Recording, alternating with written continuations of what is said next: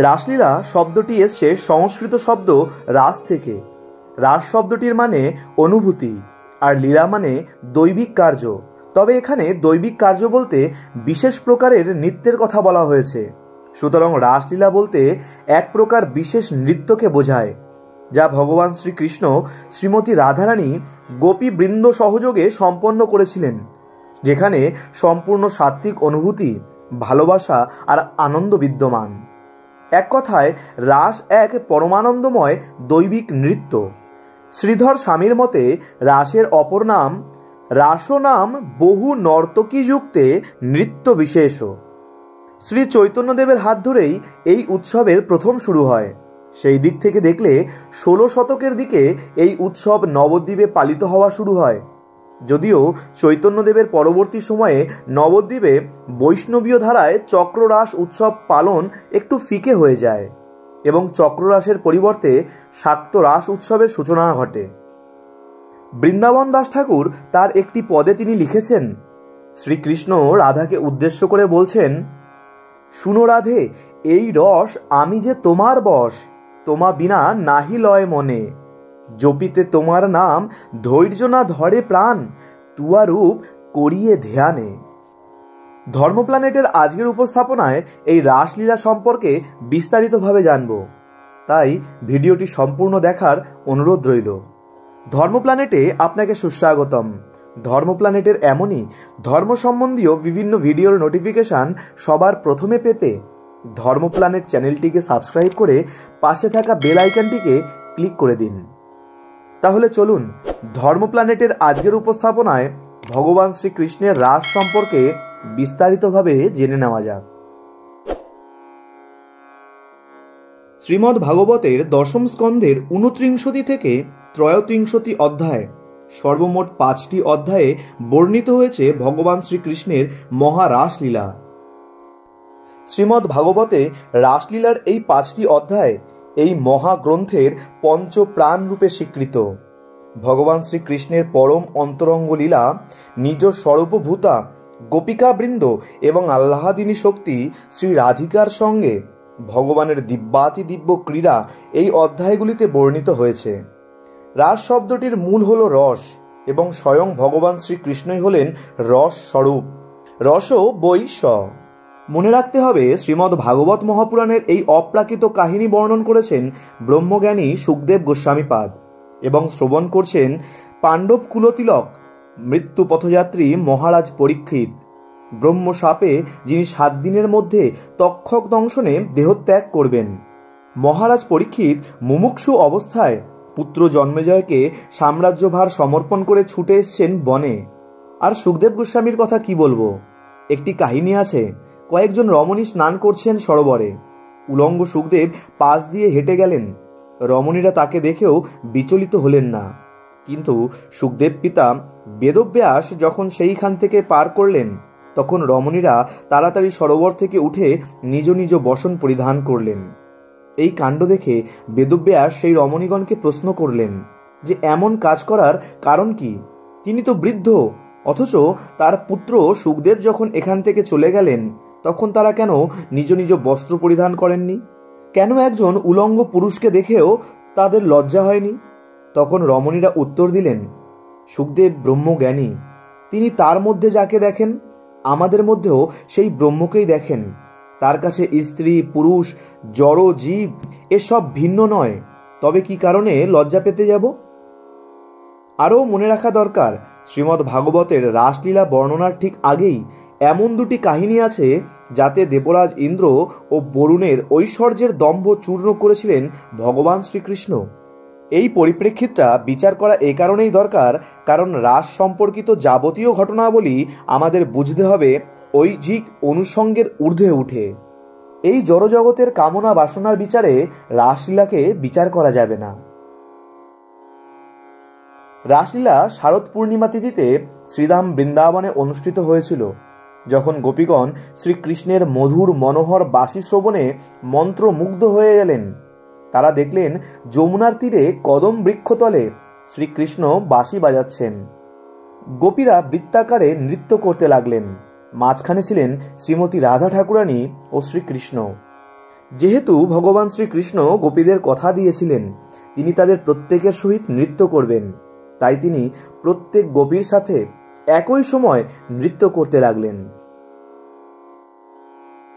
রাসলীলা 3 যোগের সমন্বয়ে গঠিত: জ্ঞানযোগ, কর্মযোগ ও ভক্তিযোগ।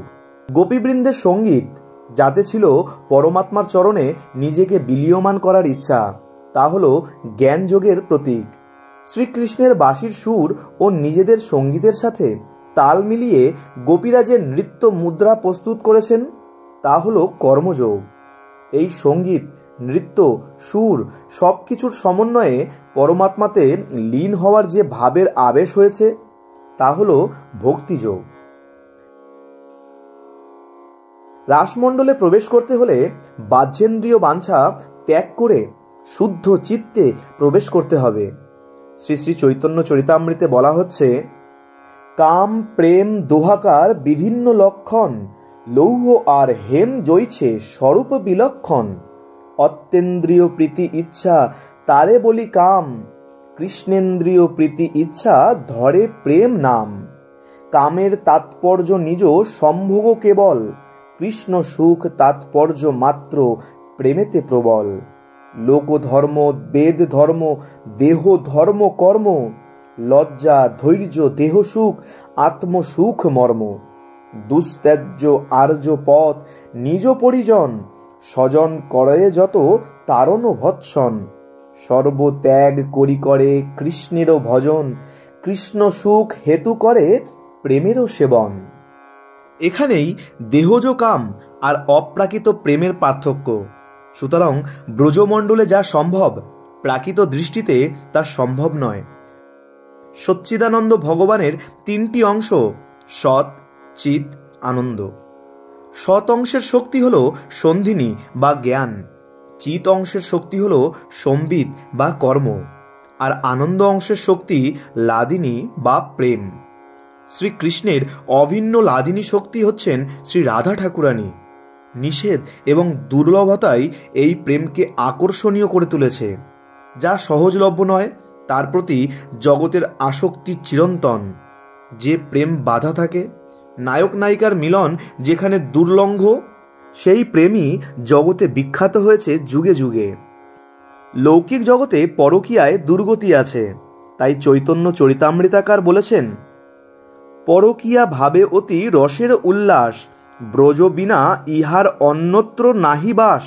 ব্রজবধূ গণের এই ভাব নিরবধি, তার মধ্যে শ্রীরাধায় ভাবে অবধি। প্রৌঢ় নির্মল ভাব প্রেম সর্বোত্তম, কৃষ্ণের মাধুরী আস্বাদনেরও কারণ। অতএব সেই ভাব অঙ্গীকার করি, সাধিলেন নিজ বাঞ্ছা গৌরাঙ্গ শ্রীহরি। পরকীয়ারতি অবশ্যই শ্রেষ্ঠ, কিন্তু ব্রজ ছাড়া এর অন্যত্র গতি নাই। শ্রী রাধা সেখানে শ্রীকৃষ্ণের সঙ্গে অভিন্ন সত্তায় অবস্থান করেন।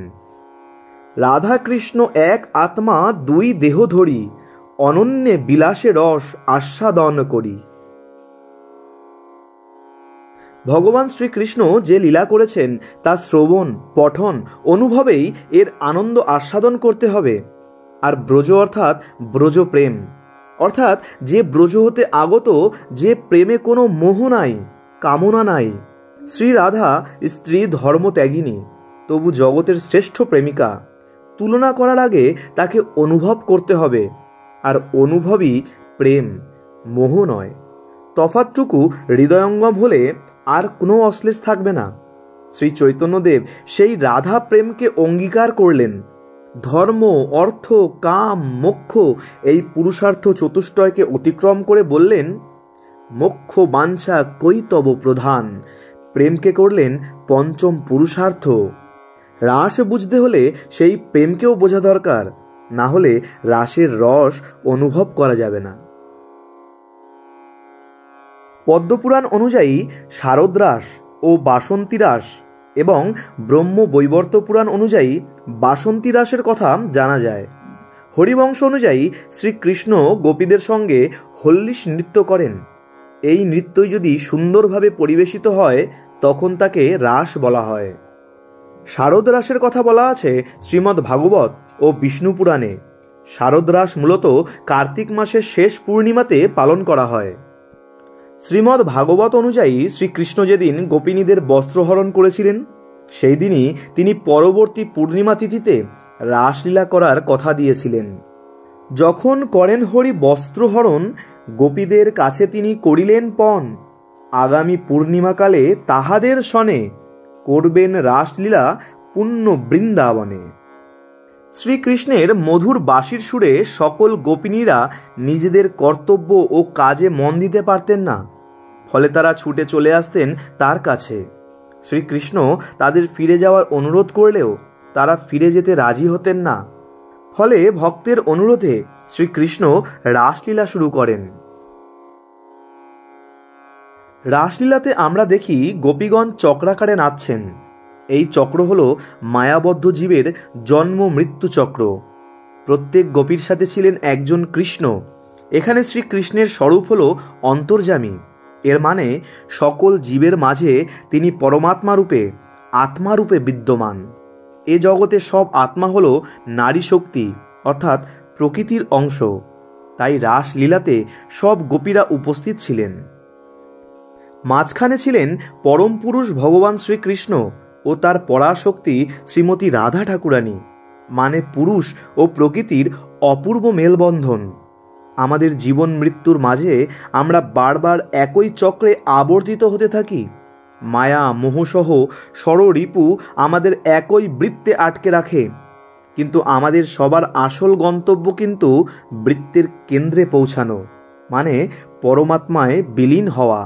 কারণ আমাদের আত্মার প্রকৃত গন্তব্য এটাই। মায়া আর নিজেদের ষড়রিপুর জাল ছিঁড়তে আমাদের উচিত জ্ঞান, কর্ম আর ভক্তির সমন্বয়ে নিজেদের আত্মা থেকে মায়ার পর্দা সরিয়ে নেওয়া। এই পর্দা না সরা অবধি আমরা পরমাত্মার স্বরূপ বুঝতে পারব না। রাসের মহিমা প্রসঙ্গে ব্রহ্ম বৈবর্ত পুরাণে বলা হচ্ছে, রাসের তত্ত্ব অনুধাবন করলে সেই ব্যক্তি মৃত্যুর পর গোলকে গিয়ে শ্রীকৃষ্ণের সারূপ্য বা পার্শ্বদ পদ লাভ করবে। টিকাকার শ্রীধর স্বামীও এই লীলাশ্রবণে পঠনে মুক্তির কথাই ঘোষণা করেছেন। শ্রীধর স্বামী আরও একটি উক্তি এই প্রসঙ্গে বলা যায়। তিনি বলেছেন, কন্দর্প অর্থাৎ মদনের খুব গর্ব যে সে দেবতাদেরকেও কাম ও বানে জর্জরিত করতে পারে, কিন্তু রাসমণ্ডলে মদনও পরাস্ত হয়েছেন প্রেমাভক্তির কাছে। শ্রীকৃষ্ণ মদনকেও মোহিত করেছেন, তাই তিনি মদন মোহন। চড়ি গোপী মনোরথে, মনোমথের মনোমথে, নাম ধরে মদন মোহন। তিনি পঞ্চস্বরদর্প, স্বয়ং নবকন্দর্প, রাস করে লইয়া গোপীগণ। এ তো গেল প্রেমের কথা। যদি রাসকে উপনিষদ বা বেদাদি শাস্ত্রের দ্বারা বিচার করি, তবেও মাহাত্ম্য কিছু কমে না। তৈত্তিরীয় উপনিষদে বলা হয়েছে, রস বৈশ্য, অর্থাৎ ব্রহ্ম রসময়। এই রস থেকেই রাস। রাস আসলে রসের উৎসব। প্রথমেই বলে নিয়েছিলাম, রাসমণ্ডলে প্রবেশ করতে গেলে বাহ্যেন্দ্রিয়কে স্তব্ধ করে দিতে হবে। কিন্তু সেটা কিভাবে করব? উত্তর দিয়েছে উপনিষদ। রসের যে টান, তাই রাসমণ্ডলের দিকে ধাবিত করতে পারে। আর সেই রাসমণ্ডলের সুন্দর পরিবেশের বর্ণন করেছেন পদকর্তা গোবিন্দ দাস। তিনি বলেছেন, শারদ চন্দ পবন মন্দ, বিপিনে ভরল কুসুম গন্ধ রে, আহারে আহারে আহারে। ফুল্ল মল্লিকা মালতী জুথি, ফুল্ল মল্লিকা মালতী জুতি, মত্ত মধুকর ভরণী রে, আহারে আহারে আহারে। শরতের প্রফুল্লিত মল্লিকাদি কুসুম দেখে শ্যাম বাঁশিতে ধ্বনি দেওয়া মাত্র প্রেমরূপী গোপীগণ যে যে অবস্থায় ছিলেন, সেই অবস্থাতেই দেহ গেহ সব ছেড়ে ছুটে এসেছেন। কারো হাতে একটি কঙ্কন, কারো এক নয়নে কাজলের লেখা, কারোর বসন খসে যাচ্ছে কিন্তু হুঁশ নাই। তারা রসের টানে ছুটে এসেছেন। এই হলো রসের ধারা।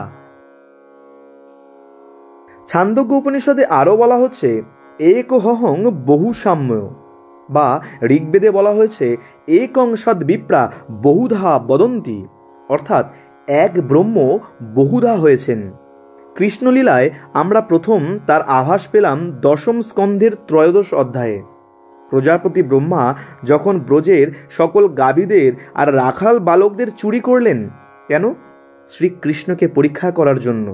তখন ভগবান শ্রীকৃষ্ণ সেই সব গাভী আর গোপ বালকের রূপ ধরলেন এবং সবই স্বাভাবিকভাবেই চলল।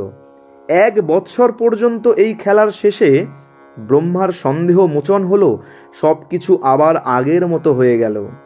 একই ভাব আমরা দেখলাম রাসে। এক কৃষ্ণ বহু কৃষ্ণ হয়ে বহু গোপীর সঙ্গে একই সময় একই রাসমণ্ডলে আমোদ করলেন। ব্রহ্ম বৈবর্ত পুরাণের হিসেব মানলে এই যুগলের সংখ্যা ছিল 9 লক্ষ। যোগমায়া কাত্যায়নী কৃষ্ণলীলার সূত্রধারিণী। তিনি লীলা বিস্তারে সহায়তা করেন। শ্রীমদ্ ভাগবতের 10ম স্কন্ধের 22 অধ্যায়ে এই লীলামঞ্চই প্রস্তুত হয়েছে। গোপীগণ কাত্যায়নী ব্রত করলেন। কালিন্দীর তীরে বালুময় মূর্তি করে তারা দশভুজার পূজা করলেন যথাসাধ্য উপাচারে। প্রণাম করলেন এই মন্ত্রে বলে, ওম কাত্যায়নী মহামায়ে মহাযোগিন্য অধীশ্বরী নন্দ গোপসুতং দেবী পতিং মে কুরুতে নম। শ্রীকৃষ্ণকে দ্বৈতারূপে প্রার্থনা করলেন তারা। এই তাদের ব্রতের উদ্দেশ্য। আজও বৈষ্ণবগণ কৃষ্ণ ভক্তি প্রার্থনা করে দশভুজা দুর্গার আরাধনা করেন।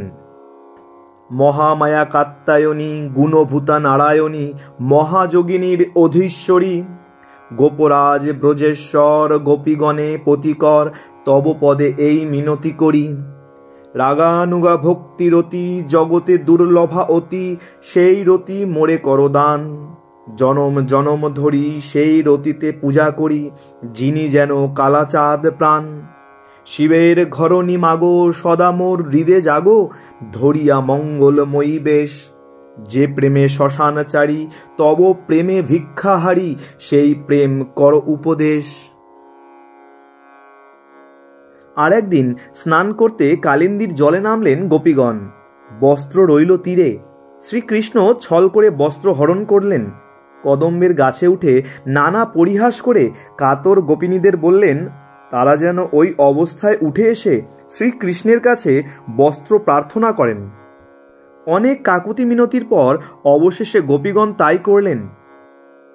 শ্রী রামকৃষ্ণ পরমহংসদেব বলতেন, সাধনা করতে গেলে অষ্টপাশ মুক্ত হয়ে তবে সাধনা করতে হয়।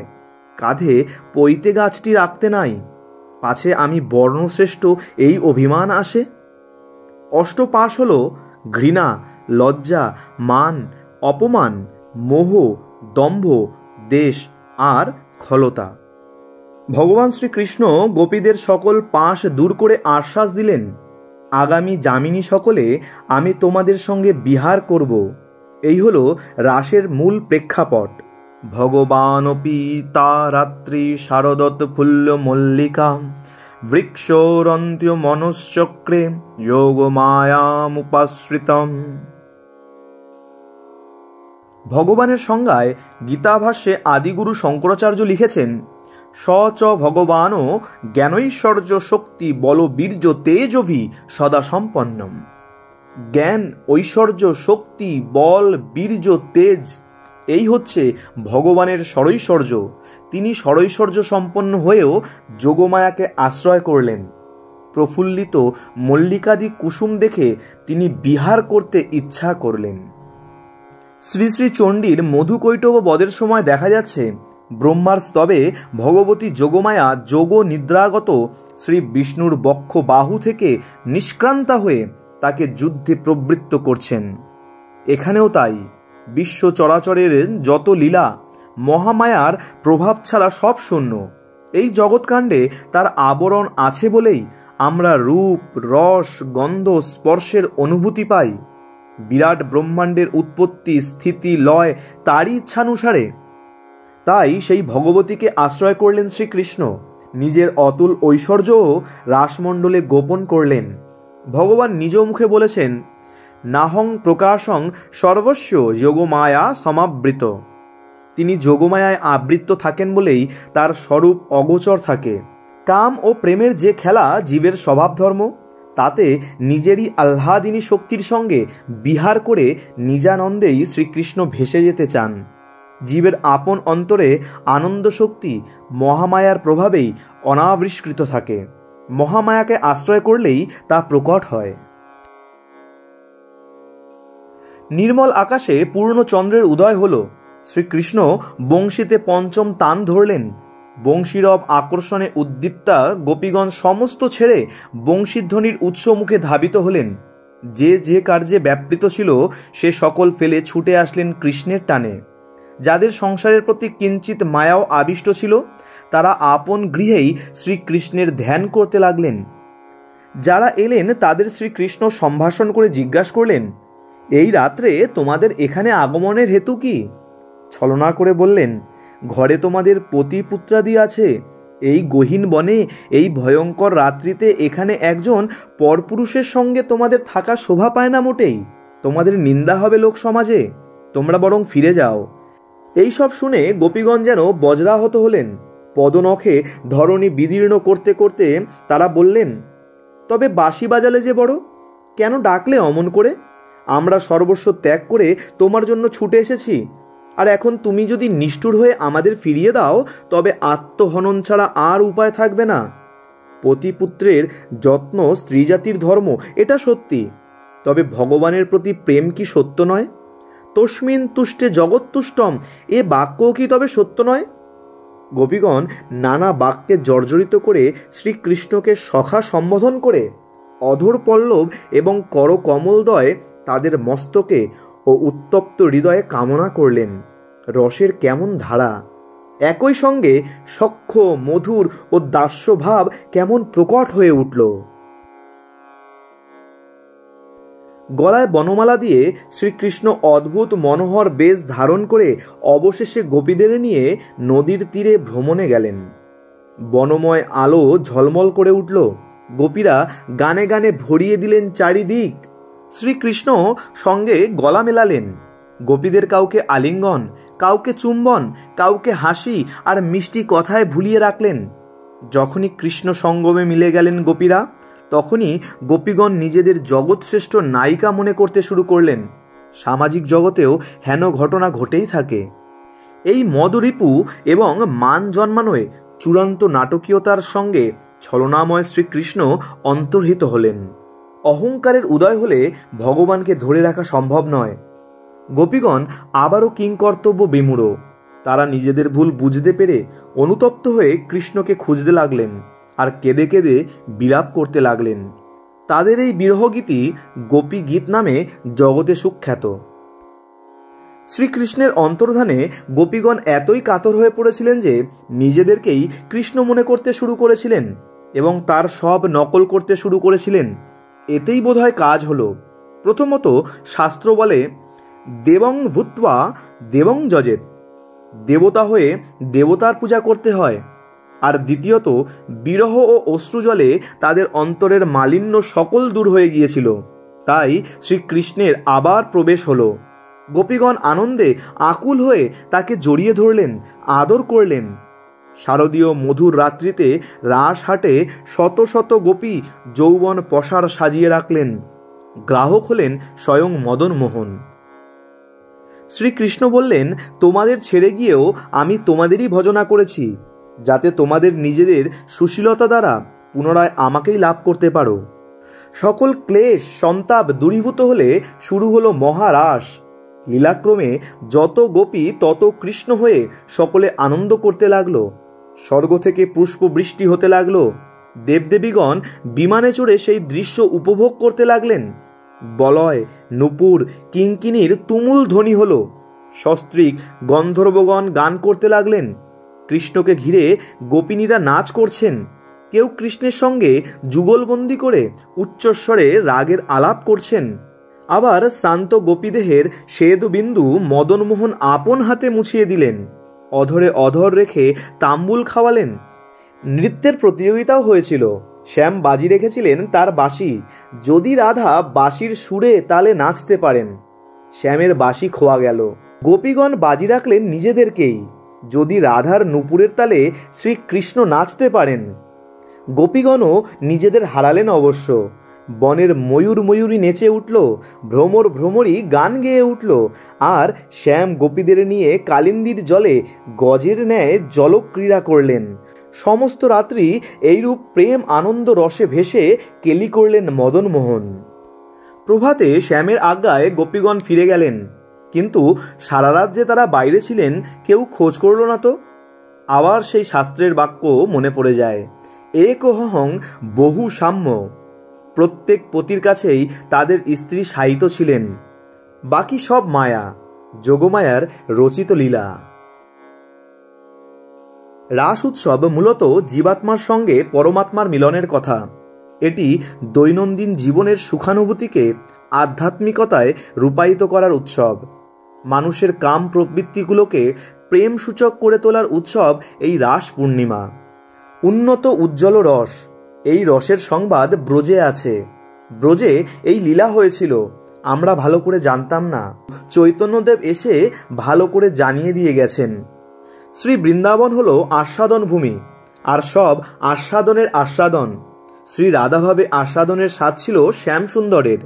শ্রী ভগবানের আনন্দ শক্তি শ্রী ভগবান নিজে আস্বাদন করেন, সেটাই হলো রাস। শ্রীকৃষ্ণকে আস্বাদন করার জন্য শ্রী রাধা বহু হলেন, আবার শ্রীকৃষ্ণ বহু হলেন শ্রী রাধাকে আস্বাদন করার জন্য। এটাই হলো রাসলীলা। আর সে কারণেই রাস মঞ্চে প্রত্যেক গোপীর সঙ্গে ভগবান শ্রীকৃষ্ণ পৃথক পৃথকভাবে নৃত্য করতে লাগলেন। ভগবান শ্রীকৃষ্ণের রাসলীলা সম্পর্কিত ধর্ম প্ল্যানেটের আজকের এই ভিডিওটি কেমন লাগলো তা কমেন্টে জানাতে ভুলবেন না। তাহলে আজকের মতো ধন্যবাদ।